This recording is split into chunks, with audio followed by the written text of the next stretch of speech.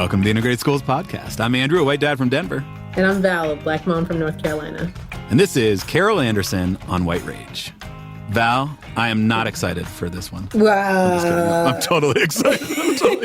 Right? It's hard not to be excited to be in the same virtual space with the Dr. Carol Anderson. She's unbelievable. It was a gift. I regularly pinch myself for the opportunities that this podcast has afforded me, and certainly getting to speak to Dr. Carol Anderson was high up on the list of things that I can't quite believe. And I don't want to brag. I don't want to brag that this is like my multiple time having conversation with her. Like, I'm not saying that she and I are friends. You are definitely friends. I'm definitely claiming that we're friends. You are definitely friends. So it was great to have one of my favorite teachers on to talk to us. And I continue to learn so much from her and her work with every conversation. Yeah. So for anybody who doesn't know Dr. Carol Anderson, she is the author of White Rage. White Rage is a book that actually, if I'm being totally honest, I initially dismissed a little bit because I thought that it was going to be another book about white people's feelings about anti-racism work. And finally, my sister actually was like, you really have to read this book. And it blew my mind. Yeah, you were definitely wrong on that one. I could not have been more wrong. I was totally wrong about the book. And what she writes is that White Rage is not about visible violence, but rather it works its way through the courts, the legislatures, and a range of government bureaucracy. It wreaks havoc subtly, almost imperceptibly, too imperceptibly, certainly, for a nation consistently drawn to the spectacular. It is not the Klan. White Rage doesn't have to wear sheets, burn crosses, or take to the streets. Working the halls of power, it can achieve its ends far more effectively, far more destructively. I think this is earlier in that definition, but white rage happens in response to Black excellence, to Black folks working outside of the stereotypical lane that they are supposed to be in. And white rage is brutal. Yeah. You know, this sounds really disrespectful, but I, on several occasions while reading that book, threw it across the room because I don't know what I was expecting from the text either. But like you said, it's a must read. It's a must share. And so I'm really glad that we're talking about it and sharing it with the Integrated Schools community and broader audience. Yeah, it was just our book club pick. So if you got to read it there were many great discussions about it in that context. And she has a gift for making really complicated things really easy to understand, such that all of a sudden you find yourself enraged and you don't really know how it happened. So I don't blame you for throwing the book across the room. At least twice. I think her definition of white rage, I mean, it's hard and it feels a little easier to wrap my mind around today. But this book came out in May of 2016. Like, this book came out before Donald Trump was elected. And, and afterward, at the end of the book, she anticipates Donald Trump and says, like, this is white rage. This is what's coming. This is what always happens in response to a Black president, in response to the civil rights movement, in response to the Brown v. Board decision, in response to Reconstruction. This is what happens. That's so interesting that you say that because I'm pretty sure I read it in 2016, if not early 2017. And it felt like she was definitely being clairvoyant, right? It's like, wow. And the ways in which she put those pieces together, although the book was written in 2016, we can still see so many connections to today with every single turn. And if we think right now about book bans and the anti-CRT, being a response to what I believe the widespread support and anti-racism protests that happened in the summer of 2020, right? So we have all of these people, not just Black people, but a multiracial coalition of people out here talking about racism and what they're against. And so now the rage looks like, well, we can't keep teaching them this stuff because then they'll be out in the streets protesting again, right? So that is how I am seeing white rage, today. Yeah. It is still going on today. It is still so relevant. And she was so prescient in naming it. And she's just such a joy to talk to because she's brilliant and packs so much density into it and also is just so fun to speak with because she easily moves from, ooh dang, what's my name? Right into things like hair invoke democracy, which came and went in the episode. And I was like, yeah, totally. And then I was like, oh, I have no idea what she's talking about. We know that. Let me go hit the internet. And sure, as it turns out, Herrenvolk democracy, Herrenvolk as the German nation is considered by the Nazis to be innately superior to others. And a Herrenvolk democracy is a system of government in which only a specific ethnic group participates in government while other groups are disenfranchised. So sweet and sassy, all in the same package. Whew. Yes, indeed. I love it. So we should probably take a listen. We should probably take a listen. Take notes, y'all. You'll need them.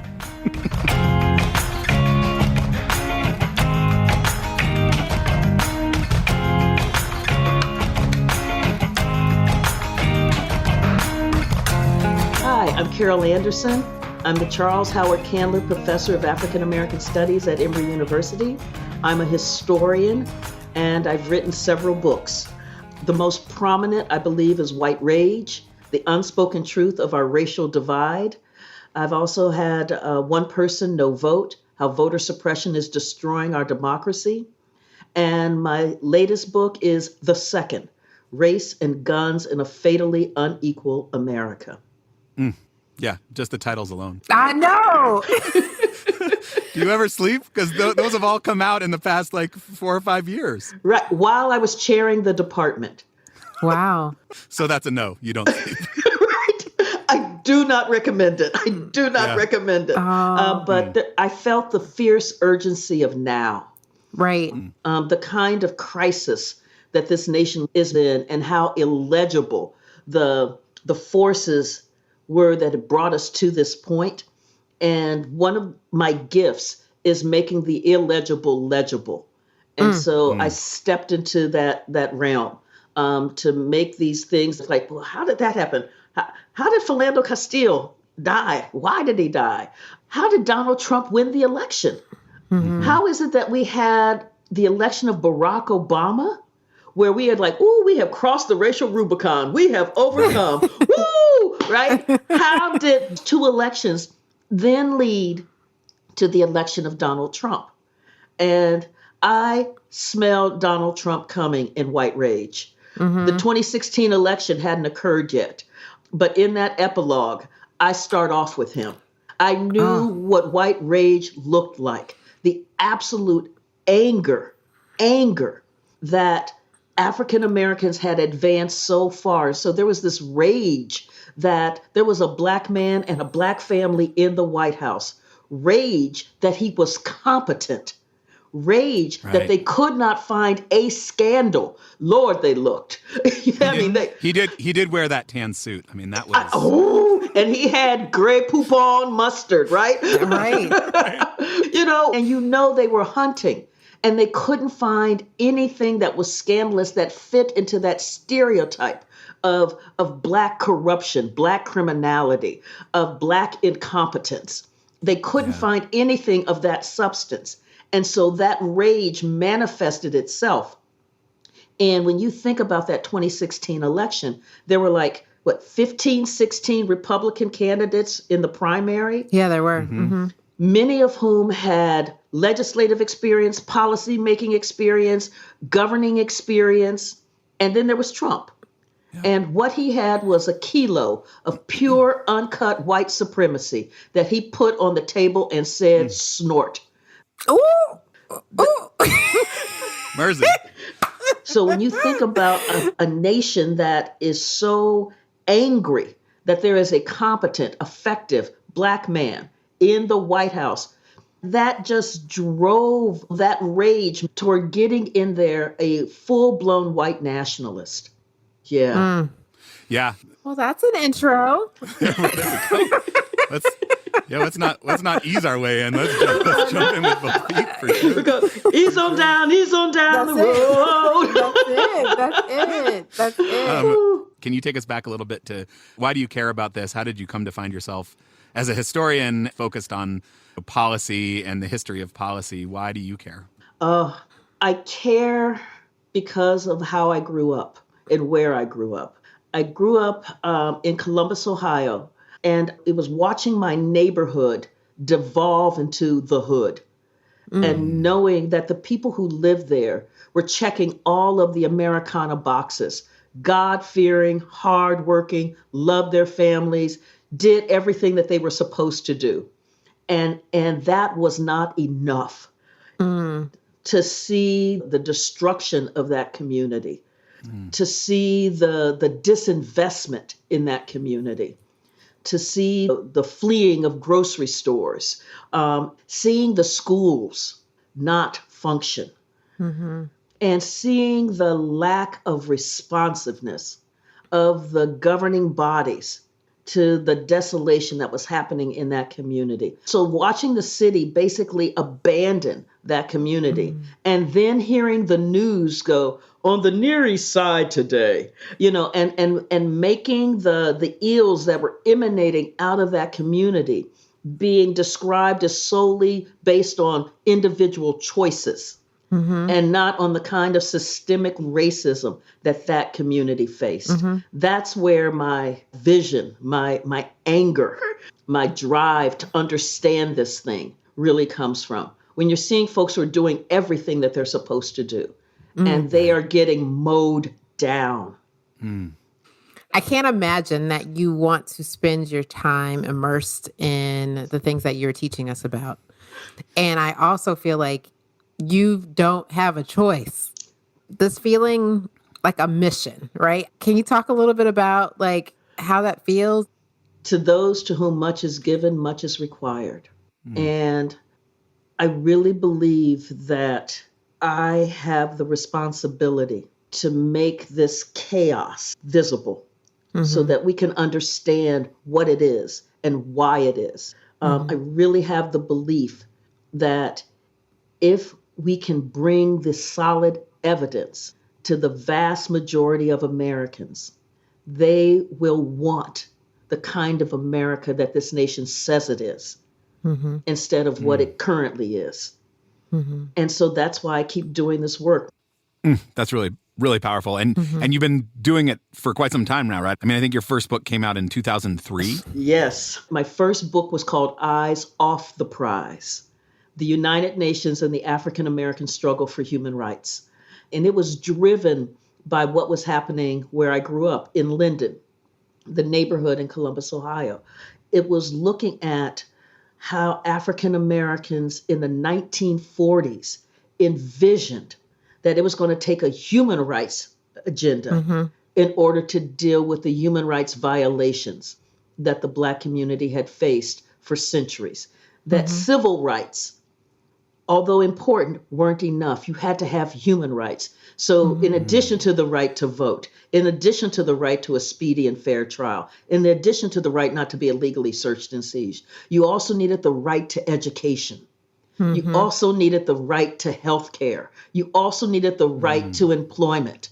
You also needed the right to housing. You needed this human rights platform in order to deal with the human rights violations that had just decimated the Black community. And it was the power of McCarthyism, the Second Red Scare, and the Cold War that defined those human rights as communistic, as socialistic, and that allowed the right wing in American politics to say those who are advocating for the right to health care, those who are advocating for the right to education, they're communist, they're Soviet stooges. And so it pushed the Black leadership, the Black community, off of that human rights platform and onto a civil rights platform, trying to handle all of these issues via civil rights. I mean, so this is part of why we look at the Brown decision going, whoo, yeah. But you see how complicated and complex that Brown decision was and how it really didn't get fully implemented. Ever. Yeah. and how it got described as activist judges and not that Black children had a right to quality education. Yeah.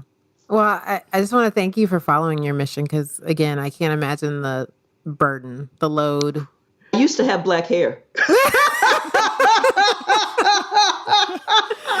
Pushed you gray. That's and fair. I love you. I love you. And thank you. Thank you for doing this. Thank you for doing this work. Yeah. Can we kind of situate the Brown decision, dive into the history a little bit there? Because I think about the things that I was taught about the Brown decision. You know, it came out of nowhere. It was sort of white benevolence that said, Okay, finally, we will let the moral arc of the universe bend a little more out of the goodness of our hearts as white people. But it really was a very concerted effort, starting all the way back with Charles Hamilton Houston and the NAACP starting way back in the 30s. Can you kind of take us back through the lead up to Brown? Yes. Whew. So remember, we had the Plessy v. Ferguson decision of 1896, separate but equal. So these southern states were just like, Lord, separate, yes. And they hopped on that with a quickness, as my brother would say. It was that smaller word, equal. They were like, equal. That they really, that just, I mean, it just was not resonating at all. And so you had these dual school systems where you had funding for white children's education that was like exponentially higher than the funding for Black children. You had where there were no Black high schools sometimes. And so that the schooling for Black children would end like at the 8th grade. By the time we were in the 1940s, Mississippi, Alabama, Georgia, Louisiana, and South Carolina all had more than 50% of their adult Black population having fewer than 6 years of Jim Crow education. This was the landscape that Charles Hamilton Houston was looking at in the 1930s. He was like, if they want separate but equal, then Lord, they're getting ready to get it. Right. And so because it was equal, that was the Achilles heel in that constitutional framing. And so he went after you. If you want separate, you're going to have to pay for equal. But one of the first things they did was they went after law schools, because what they knew were that these Supreme Court justices knew what a really good law school was supposed to look like. And it was not this mess that these states were coming up with. So in Texas, they came up with creating a new law school so this Black man would not have to go to the University of Texas at Austin. And they put him in the basement of a downtown building with some old law books and a broke down professor. And the Supreme Court said, no, son, that's not equal. That is not equal. Right. That is not equal. Right. Because they understood what reputation and networks looked like. They understood what having a full-blown real law library looked like.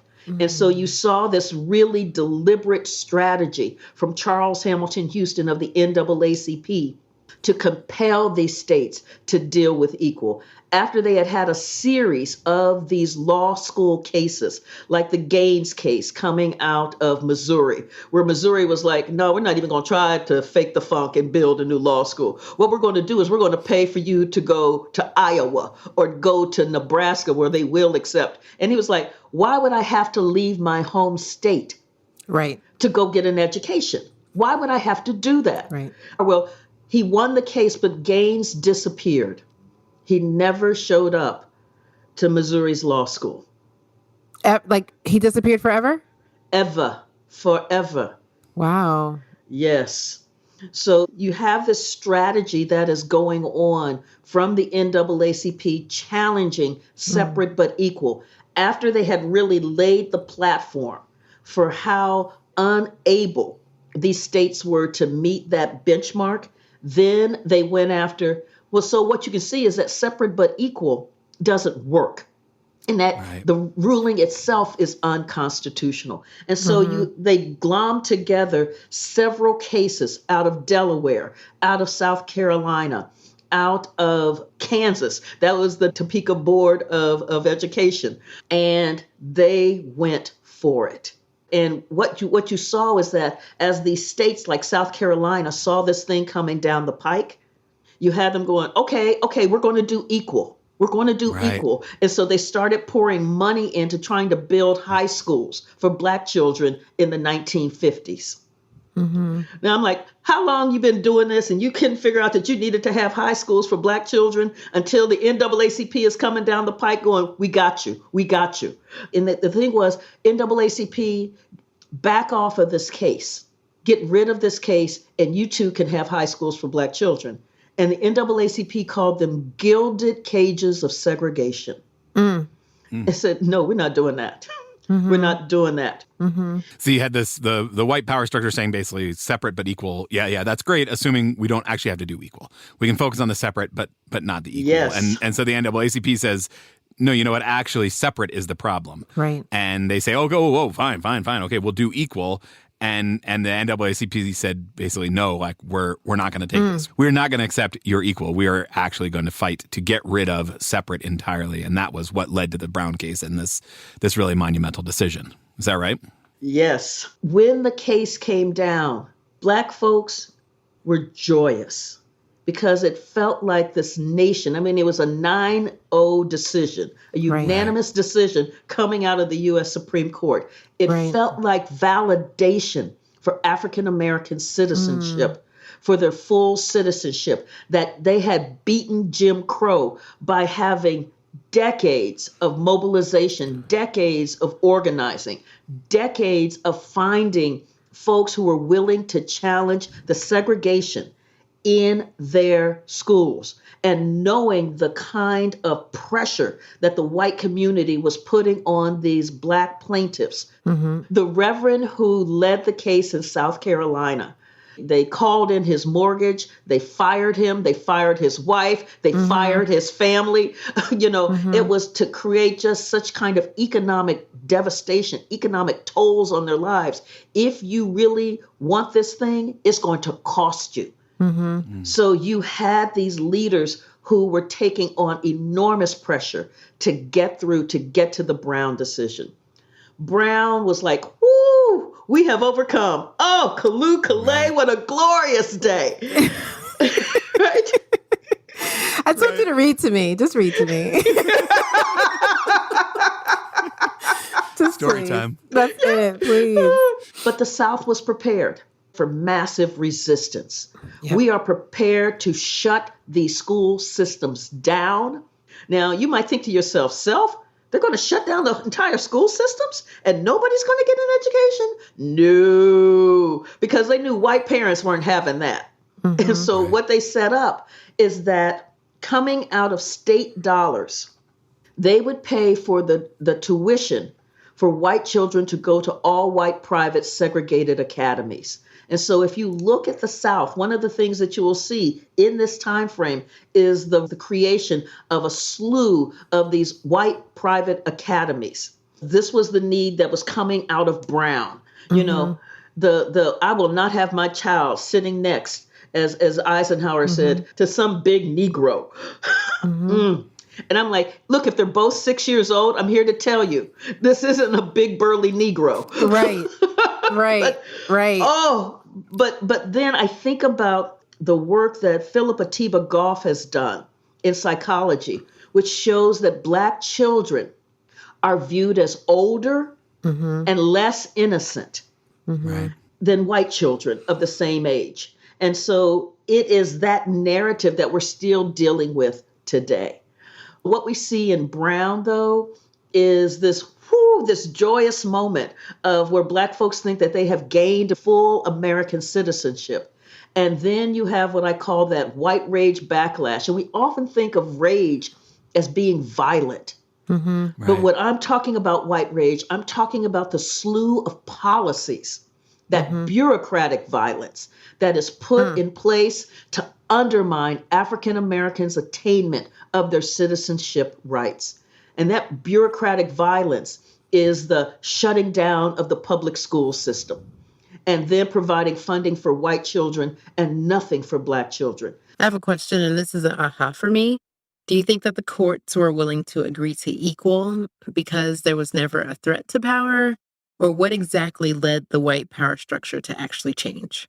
I think that one of the things that we saw in Brown was that you had a shift in the zeitgeist, a shift in the kinds of international norms. Remember, we're coming out of the Holocaust. We're coming out of the Nuremberg trials.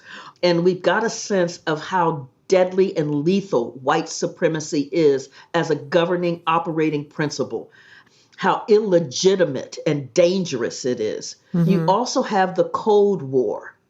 And the Cold War is where the U.S. is doing its strut on the international stages, we are the leader of the free world. We are against those really bad communists over there, that Soviet Union that denies their people their freedom. Then when you're reading through Pravda and Izvestia, which are the government communication organs for the Soviet Union, they harp on every lynching. They harp on every Black diplomat who comes to the U.S. and is hit with Jim Crow, where they can't get a hotel room, where they're thrown out of a restaurant, they're thrown out of a theater because they weren't sitting in the colored section, right? And the Soviets are like, so this is the democracy that they're trying to give to you. This is what they're bringing. And remember, we're also in the age of decolonization at this moment too, where nations in Asia and Africa are gaining their independence, and the U.S. is trying to woo them into the West. So when you see Little Rock and you see that picture of those angry housewives hollering at Elizabeth Eckford, the Soviets had a field day with that. They're like, this is the democracy that the Americans want to bring to you. Look how they treat their own Black folk. What do you think they're going to do to you? This was part of what was driving that Brown decision. This is why Chief Justice Earl Warren was lobbying so hard to make it a 9-0 decision, because it was so important for U.S. foreign policy that this be a unanimous decision. Not for the rights of Black kids. Right. Not for the education of Black kids. So I'm like, Dr. Anderson, are you telling me like this had nothing to do with Black kids at all? Oh my gosh. No. I mean, well, they knew that it was a stain on American democracy. They knew it was really hard for the U.S. to do its strut across the world stage. You cannot be the Jim Crow leader of the free world. Right. One of these things is not like the other. Right. This was the imperative that was pushing this. So this was the imperative, this push for full citizenship rights. Finally, the court says, okay, separate is in fact inherently unequal, but this was at least in part due to foreign policy concerns, not so much for the rights of Black kids. So, maybe the result works out, but the reasoning wasn't quite what we would hope. Right. But the case was in fact decided 9-0 in 1954. Like what happened? How was that not the beginning of change? How did Brown get, quote, burnt to the ground, as your chapter in White Rage is called? Because I mean, it feels like it started pretty much right away. You get the implementation decision in 1955. Which just says, with all deliberate speed. Right. Now, work with me here.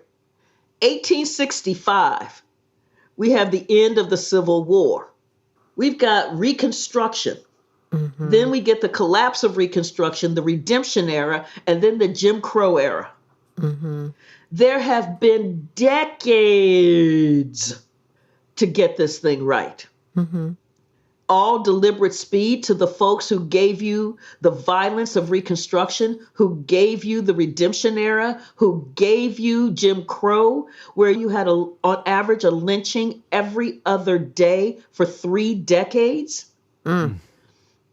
All deliberate speed to these folks who have vowed that they will shut this thing down. And that's how you end up in 1963. I think you're right. Not one Black kid went to school with a white kid in South Carolina, Alabama, or Mississippi 9 years after Brown v. Board passed. Right. 9 years after the Supreme Court supposedly said it is constitutionally not allowed to have separate education. Right. All deliberate speed for my grandmother, who desegregated her school as an educator, was 1973.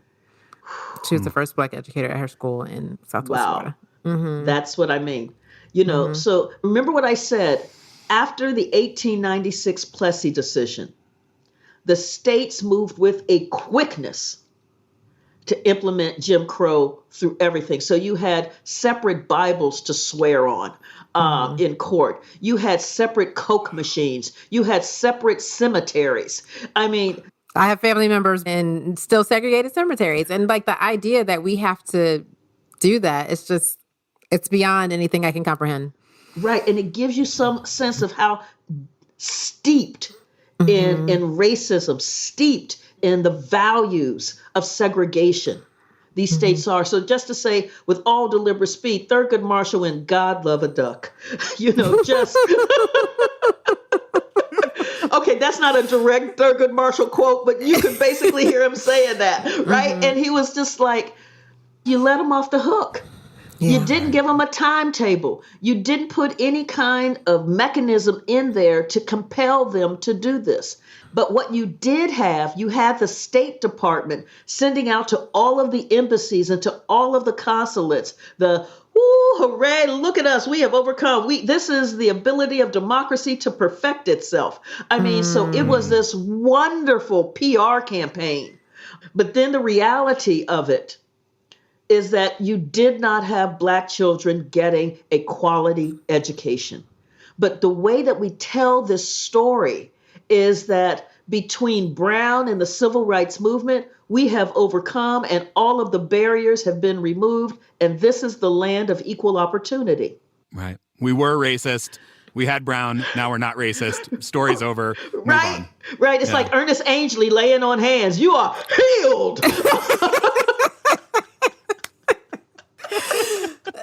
So we've talked a little bit about this before, but just the continued struggle for Black parents and caregivers to put their students in integrating schools when they would be one of few, and how, while we can celebrate Brown for what it did accomplish, it also really ripped apart the supportive Black education that students were receiving. Absolutely. One of my colleagues is Professor Vanessa Siddle Walker.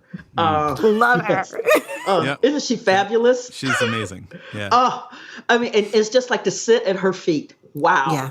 Yeah. And the work she has done on these Black school networks, and what she's unpacking there is that the support, despite the lack of resources, the love that these teachers poured into these students, the belief system that these teachers poured into these students, that you can fly. Wow. And that Brown ripped that apart. The vast majority of Black teachers were fired.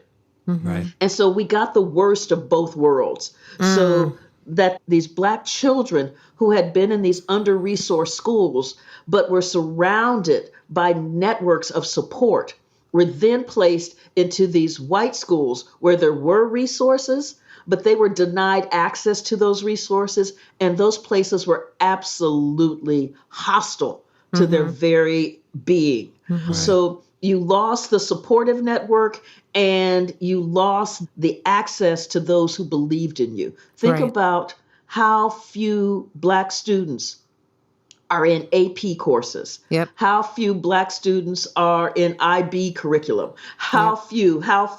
I mean, you just keep looking at this. I think about me. I'll do a little quick bio here. Yeah. My junior high was like 99.9999999% Black, right? There were 3 white students in my entire junior high. Then I went to Brookhaven, which was basically an all-white school. There were those of us who were bussed in. It was so clear we were not wanted there. Yeah. It was so clear. And I remember signing up my sophomore year for classes, and my father had told me when I was in utero that I was going to college, right? I love it. right. You know, Start them young. Start them young. And so I told the guidance counselor that I wanted the college prep track because I knew I was going to. And she said, "No, Carol, you're going to make a great secretary." And I said, "No, I'm going to college." And she said, "No," and put me in the secretarial track. That's why I can take shorthand to this very day, right? And what I would do is I would check myself out of study hall and go sit in on those college prep courses. Wow. Because I've always been hard-headed. Wow. And I began to learn that I was going to have to navigate this really hostile space myself to figure out how to get to college. Yeah. And so I had heard about a college fair that was happening at a local college where they had a number of universities coming in. And so I took my mother with me, and I ended up choosing Miami of Ohio. really good school. Yay. Yeah, really good. And my guidance counselor called me in and she said, Carol, Miami, you're not as smart as you think you are. You need to go to a place much more in line with your academic abilities. Do you have her name? I have some words. I'm just hoping I can talk to her. It's going to be a pleasant conversation. It's going to be quick. But, because I had my father in my ear in utero, Yep. and because I'm hard-headed, I went on to Miami anyway, right? But I had that, Carol, this is a tough school. This is a tough school, nagging in my head. And I think about the number of Black children she counseled. Right. That didn't have their father going, you're going to college, who weren't hard-headed enough to just flick her off. Right. And this is the damage that happens to Black children in these spaces. And she's one of thousands and thousands of similar guidance counselors all across the country. Yes. And so that's why there's so much work that needs to be done within these schools. I think about these battles that are happening and how so much of it is really wrapped in that white rage policy that these Black children don't deserve education. They don't have the merit to be educated. It is pouring good resources after bad Right. to educate these children. So we know white supremacy is really crafty. And Yes, Lord. Oh, you're going to testify up in here, aren't you? well, and so can we ever successfully use legislation to have justice? Or is it going to always be a fight like this because white rage and white supremacy is so crafty? We can use legislation and it will always be a fight. So the answer to your question is yes. Yes. So I look at the Voting Rights Act of 1965, one of the landmark pieces of legislation emerging out of the civil rights movement. And this legislation worked. In the early 1960s, only 6.7% of age-eligible Black folks were registered to vote in Mississippi. And Mississippi got some Black folk. So you only have, so 6.7%. 2 years after the passage of the Voting Rights Act, it was almost 60%. You started seeing this legislation work, doing what it was supposed to do. You also saw the white rage backlash to it, continuing to figure out how to undermine the Voting Rights Act, how to curtail the access to the ballot box for Black American citizens. How do we stop them from voting and do it legally? And this is what leads us into Shelby County v. Holder, that looks at the success of Barack Obama's election, that leads Chief Justice John Roberts to say, oh, that racism is a racism of the past. I mean, look, we've got more Black elected officials. We have more Hispanic elected officials. We have overcome. This is some old, antiquated stuff. Right. And dismantled the pre-clearance provision of the Voting Rights Act. And so legislation can work. The price of liberty is eternal vigilance. You hear that, Andrew? Yep. No rest. No rest. It means that we're always paying attention. It means that we're paying attention right now to this horrific assault, a white rage assault, particularly coming out of the 2020 election and coming out of the massive protests for the killing of George Floyd. And so what it looks like, I call it by land, sea, and air. Land is the assault on voting rights based on the big lie of massive rampant voter fraud. And this big lie has been disproven 8 ways to Sunday, but it becomes foundational for the measures that these states are putting in place to stop access to the ballot box. Land. C is the legislation that is coming through to wipe away and to penalize the teaching of accurate American history. I call it the Rick Santorum School of History. Remember, Rick Santorum said, Europeans came to this empty land and we built it Right. all by yourself. And it was empty? Really? Really? But what that does is it sets the framework. Who made this nation? Who built this nation? Who are the makers and who are the takers? And when you're able to define so many Americans as takers, as leeches, as parasites, you're allowed to frame policy on that framework. And if you have a history that is a mishistory, then it provides the kind of cognitive framework that makes that policy seem reasonable. That's what this is designed to do. Then we've got by air. And that is the wave of legislation that is loosening up gun laws. So getting rid of background checks, getting rid of licensing. At the same time, while you have the language that political violence is acceptable, that it is a legitimate political discourse. So all of these things are fused together on a platform of anti-Blackness.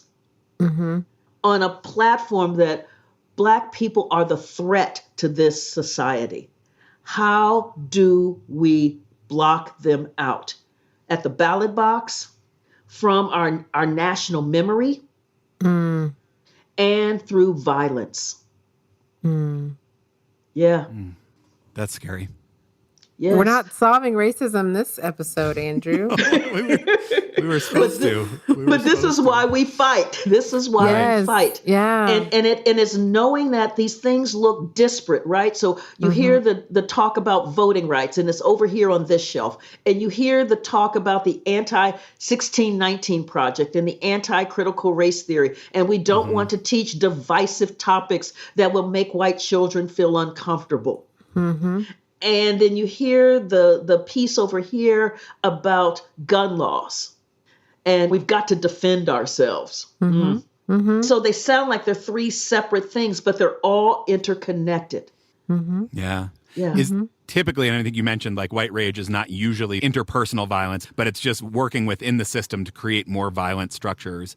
That there was a way in which that sort of stopped working. That, the election of Barack Obama was one piece of it, and then certainly, like, Trump not getting reelected was another way that all of this agitating within the system, white people just sort of lost their minds. And I think that's how we then end up with January 6th, whereas previous versions of white rage may not have shown themselves. There was no need for white people to go and storm the Capitol when the Capitol was willing to sort of acquiesce to their will. And as soon as the system said, no, we're not going to do this anymore, people lost their mind. We're like, well, no, we have to force it. We're going to show up with the Confederate flag into the Senate.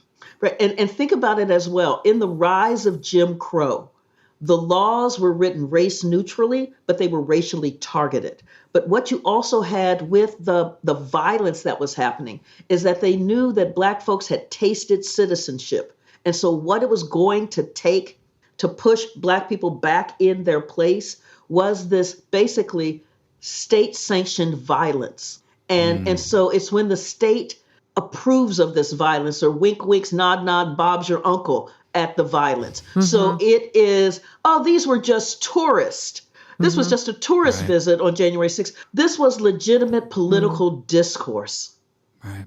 So it is that policy approval of the violence that gives it the air to breathe. When you don't have accountability in the system, it runs rampant. Yeah.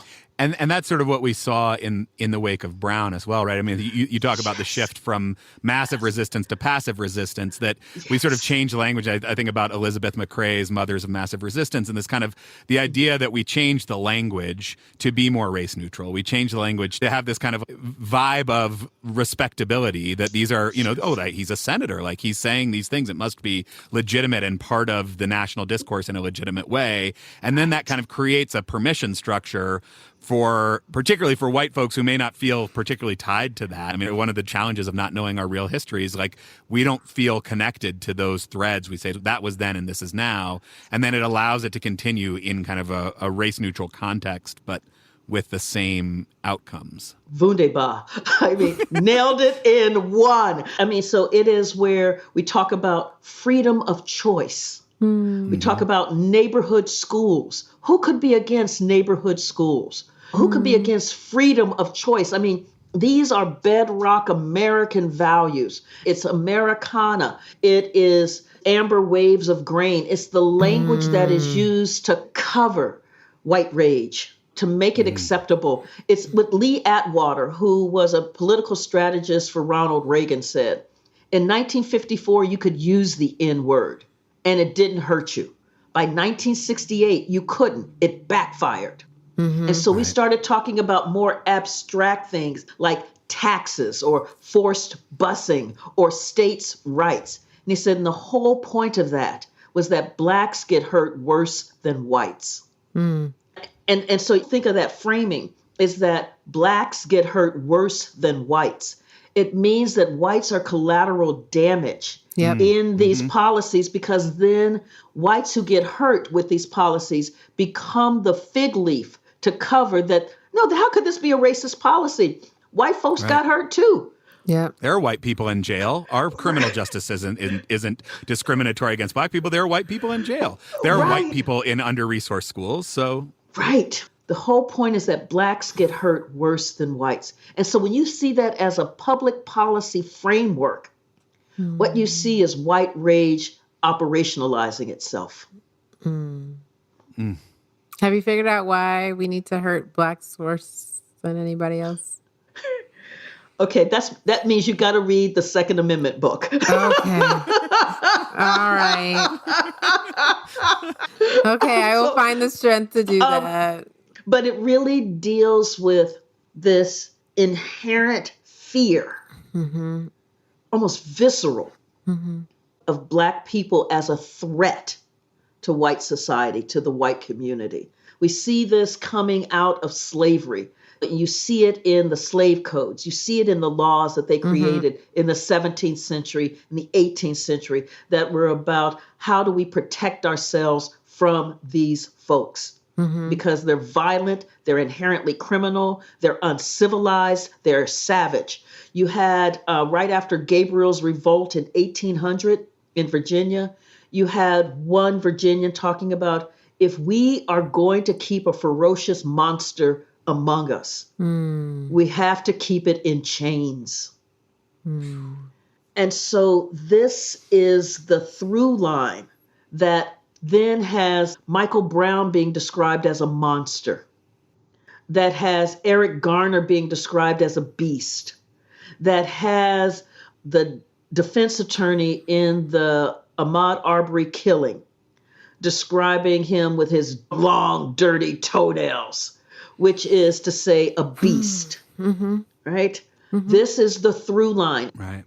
Yeah. But I mean, I think it's easy to see those as kind of extreme examples. And, you know, in some ways, I guess they are. I feel easy to distance myself from those, but it also shows up in what you're talking about earlier in the like adultification of black kids, in the ways that we view a white kid acting out as needing a little more structure or maybe needing to exercise a little more, and a black kid acting out as being a sign of criminality. Yeah. These sort of subtler, less extreme versions of it that then end up replicating the same thing. Exactly. There was a scholar out of the University of Washington, and he found that in a computer simulation, when blacks and whites were dressed the same and doing the same thing, officers shot black folks more than they shot white folks. It was the blackness that created the threat, that created the danger.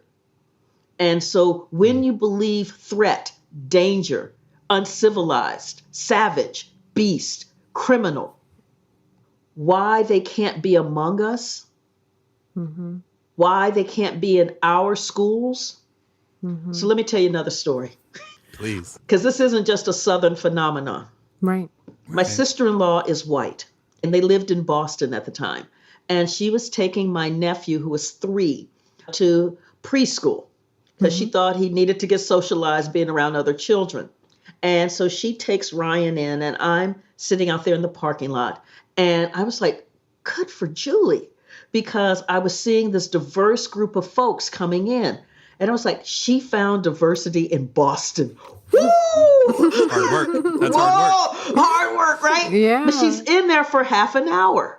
And I'm like, it doesn't take half an hour to drop off a child. Right. So Julie comes out and she is furious because what had happened was that the all-Black preschool closed that Friday, and those Black parents were coming to the all-white preschool, and the white parents were furious that there were now Black 3-year-olds in this place. And they were like, there is no way my child can get a good education in a place like this. This is awful. This is horrible. I've got to find another place for my child.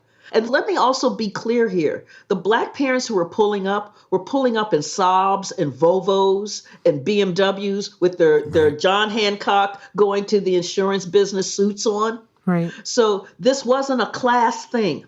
This was purely racist. And so seeing Black 3-year-olds meant that the quality had gone down. That's where we are. Yeah. I need you to get your people, Andrew. I don't. I know. Yeah. This is on you. This is on you. This has nothing to do with me. This has nothing to do with Dr. Anderson. This is all you. This is all you. There is something, and yeah, I mean, to your point, Val, this is probably not the right panel to try to figure this out, but I think, like, and you point out, Dr. Anderson, you're right, white rage has undermined democracy, warped the Constitution, weakened the nation's ability to compete economically, squandered billions of dollars on baseless incarceration, rendered an entire region sick, poor, and woefully undereducated, and left cities nothing less than decimated. All this havoc has been wreaked simply because African Americans wanted to work, get an education, live in decent communities, raise their families, and vote, because they were unwilling to take no for an answer. And think about Heather McGhee and the Some of Us, like, we actually could all be better off if we did away with this. Yep. Yes. And yet there is this constant fear and this constant threat. And I think to believe all those things, you have to believe in the full humanity of Black people. Right. And if you believe in the full humanity of Black people and you look at the history of Black people in this country, there is a tension that is hard to reconcile for white people. And I mean, I can't ask either of you to opine on what that is. I definitely don't know. But it seems like there is something there, I think, about Resma Menachem and My Grandmother's Hands and kind of the like generational trauma that also white people are carrying, and in this kind of challenge of reconciling the history with what could actually be a much more powerful and hopeful future. Right. We talked about the January 6th insurrection, and I talked about this in One Person, No Vote in the epilogue. After the 2016 election, what you're seeing are two different visions of America. One vision is for a multiracial, multi-ethnic, multi-religious, multicultural, vibrant democracy. And we're like, whoo, that thing's got swag. That sounds so beautiful. Right? That thing is like, dang, what's my name? That's just USA. Right. And then there is the Trumpian Herrenvolk democracy, which wants to replicate basically apartheid South Africa, because they're seeing the demographic shift. And so it's to have a large rightless labor pool that's generating enormous resources. But those resources flow up into a small strata of whites who govern, who rule, but who have the veneer of a democracy because there are so-called elections. That's the vision. That's what this battle is about. So when you get this erasure of the history, so that you can't talk about Jim Crow, you can't talk about slavery, you can't talk about the dispossession, you can't talk about the Bracero program, you can't talk about the National Origins Act of 1924. When you have the assault on the ballot box that works to just make it much more difficult for this burgeoning, age-eligible population to be able to vote, it is designed to create this Herrenvolk democracy. And part of this work that we're doing as educators is to help folks imagine. In White Rage, that was that last chapter, imagine. And it was to imagine what this nation could be if we educated all of our children. Wow. Imagine what this nation could be if the billions that we funnel into a carceral state were actually deployed to support families and communities so that they could fly. Imagine what we could be if we had elected representatives who were actually representative of the populations, right? And so what they were responding to was climate change. What they were responding to was a vastly unequal criminal justice system. What they were responding to was the need for real safety and real security in this nation. So our babies wouldn't have to have shooter drills in their schools. Right. Imagine. Because if you can't imagine it, you can't even fight for it. You know, I get questions like, how do you keep fighting? Where's your hope in? Because, I mean, it really looks like I'm looking into the abyss. That was literally my next question. My next question was exactly that. Yep. And I think about how the enslaved had to imagine freedom when there was nothing around them that told them they could be free. Yeah. How they imagined what being able to hold on to their babies looked like. Having their families together and not being sold on the auction block. They had to imagine that when around them there was so much that told them, oh, that's not what you do. That's not who you are. The power of that imagining led to incredible resistance. And not just when we think about the revolts like Nat Turner or Denmark Vesey or Gabriel, but it's also the way that they defied. They broke their tools. They put rocks in the bags instead of putting cotton. Sell that. Yeah. Right? Yeah. They went to the courts. They ran away. Imagining freedom. Yeah. I also think about, and I was fortunate enough to just see the Fisk Jubilee Singers. I mean, it was just this unbelievable program this weekend. Took my kids. It was amazing. And they really tapped into this view of resistance as Black joy, this view of resistance as art, as music, as culture, that holding on to all that through that. Because I mean, you talk about that's not what you do, but that's not what you do. That's not what your parents did. That's not what your grandparents did. That's not what your great-grandparents did. The generations and generations and generations to be able to hold on to that.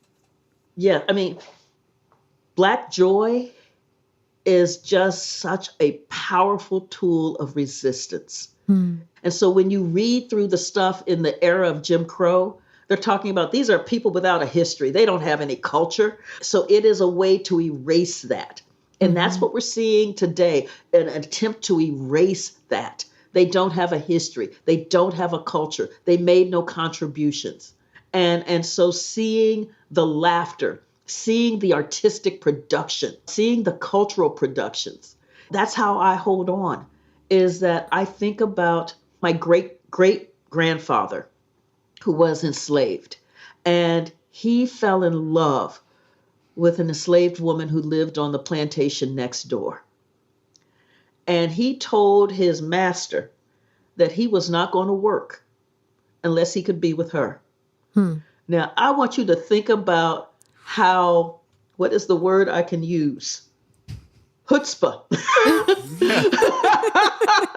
For real. For real. Yeah. Because he could be killed. And he was like, I love her. And I'm not going to work until I can be with her. She loves me.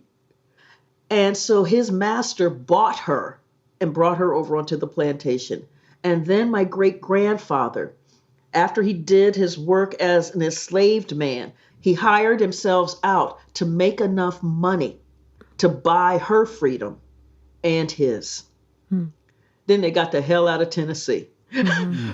But again, the power to imagine freedom. Yeah.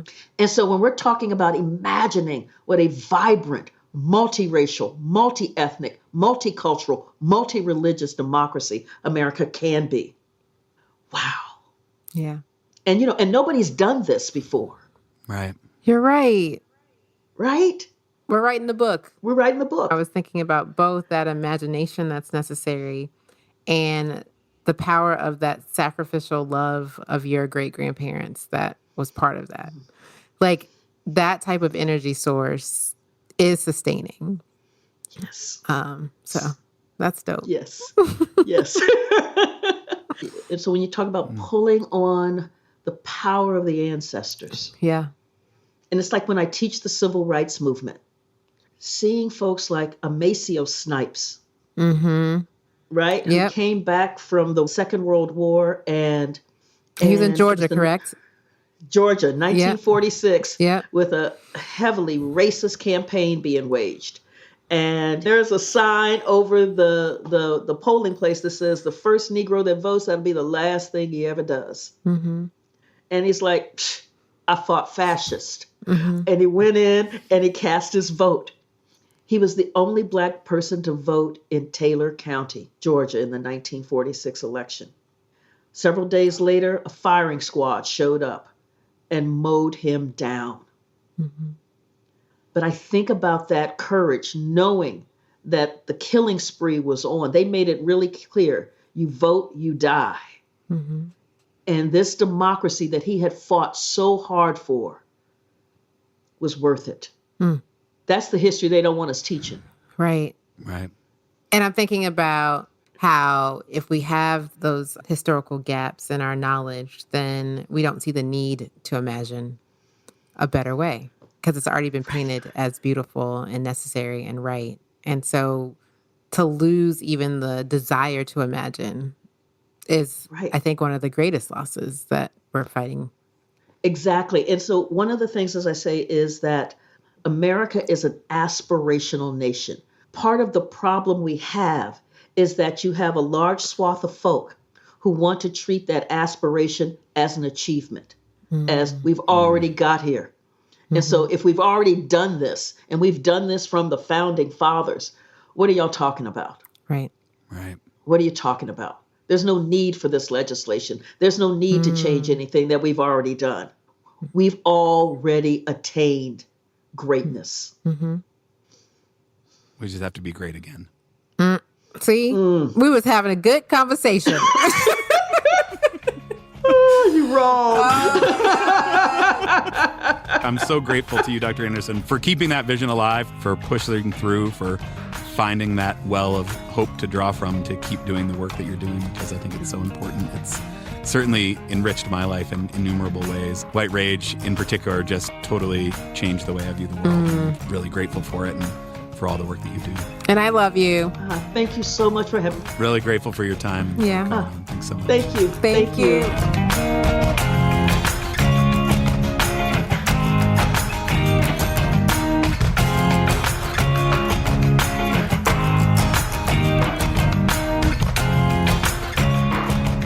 Val, what'd you think? Whew. Everybody, I think we need to take a deep exhale because what a conversation, That was a lot. right? And I think it mirrors kind of the feeling of reading any of her books Yeah. where there's so much that's coming at you that we really need time to process it. What are your thoughts? I'm blown away, and having revisited it a few times since we recorded it. There's just so much packed in there. I wouldn't even know where to start to try to pick something out to reflect on. I do think there's something we can leave the folks with. My favorite quote, I think, there's so many favorite quotes, but one of my There's so favorite many good quotes, ones, right? yeah. Can you read it for the good folks in your radio voice? The price of liberty is eternal vigilance. So that landed on me pretty significantly when she said that, because I'm not going to lie. I am one that believes, like, if you work out and get to your goal health, you should be able to stay there and eat as many Oreos as you want. You know, if you like reach some goal, like, it should be enough. But what she just reminded us in that one quote is that this will be a process that will last. What's your favorite saying? This is generational work. Generational this will work. Last and last and last. The fight will continue. We know white supremacy to be crafty. We know the rules to change. And so our requirement for the freedom and the future that we want will require us to stay vigilant. And that is both hopeful and a little scary. For sure. For sure. It's hard to process all that's happened in our country's history. And so I want to thank her again for following her mission to dig into this type of history for our own benefit so that we can see the picture more clearly and then work toward that future that we're all looking forward to. Yeah, I think that also speaks to the need of finding joy in the struggle. And I think that comes from relationships, right? We are able to find joy in the struggle through relationships. So we are. Yeah. I'm enjoying this struggle with you. Me friend. too. I mean, that is the thing that I get coming out of that conversation. It was so heavy. There was so much that is really hard in there. And like, she is such a joy to talk to. We laughed so much. And then now like getting to revisit it with you is such a joy. So yeah, let's lean on that and let's come back with a whole episode trying to unpack what we heard in that. I can't wait. And you all, please come back with us. Yeah. Hit that follow button wherever you're listening to this. Leave us a rating or review so some other people could join you in checking this out. Yes, please. Come on over to our Patreon. Throw us a few bucks every month to help keep making this podcast. And we would be very grateful for that. That would be super helpful. Yeah. And thank you all again for being here, because this work is not just about Andrew and I, but it's about the entire community. And we need you. For sure. Well, Val, it is a pleasure to be in this with you. So try to know better and do better. Until next time.